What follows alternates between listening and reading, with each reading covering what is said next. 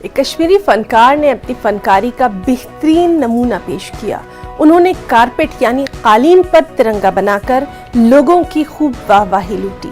مقبول احمد ڈار کافی لمبے عرصے سے کارپیٹ کا کام کرتے آ رہے ہیں. انہیں خیال آیا کہ کیوں نہ کچھ نیا کیا جائے جس سے ان کی مقبولیت میں بھی اضافہ ہو اور کچھ لوگوں کے سامنے فنکاری کا نمونہ پیش کیا جا سکے. بس پھر کیا تھا، انہوں نے ترنگا کارپیٹ بنانے کی شروعات کر دی.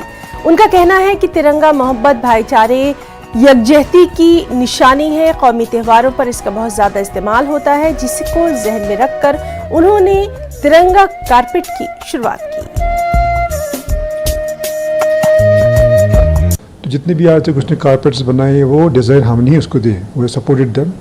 ایک تو ریٹ بھی ہم ان کو تھوڑا سا بھی کر لیتے ہیں، پلس اس کا بھی آئیڈیا تھا بیکاز ہی وانٹیڈ، وہ خود ہی آیا تھا جناب مجھے یہ بنانا ہے، فلیگ، نیشنل فلیگ بنانا ہے.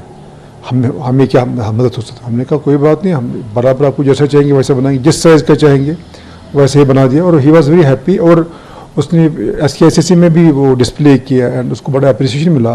جب 2019 میں کووڈ کے بعد میں نے بولا ہم کیسے کام کریں گے، مطلب مرنے کے بعد ہم زندہ ہو گئے.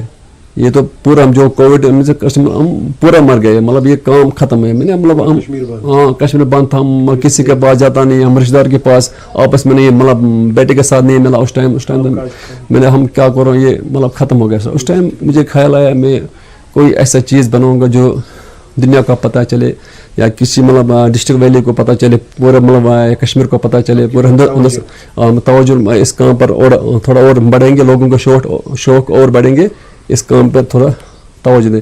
میں نے ایک دماغ میں ایک خیال آیا، میں ایک مطلب یونیک چیز بناؤں گا، ترنگا.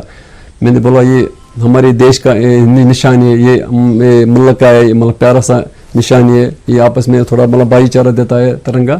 یہ ملک کی مطلب خوش قسمتی ہے ترنگا، 3 رنگ کی جو یہ ترنگا، یہ ترنگا میں نے سب کو متوجہ اس ترنگا پر.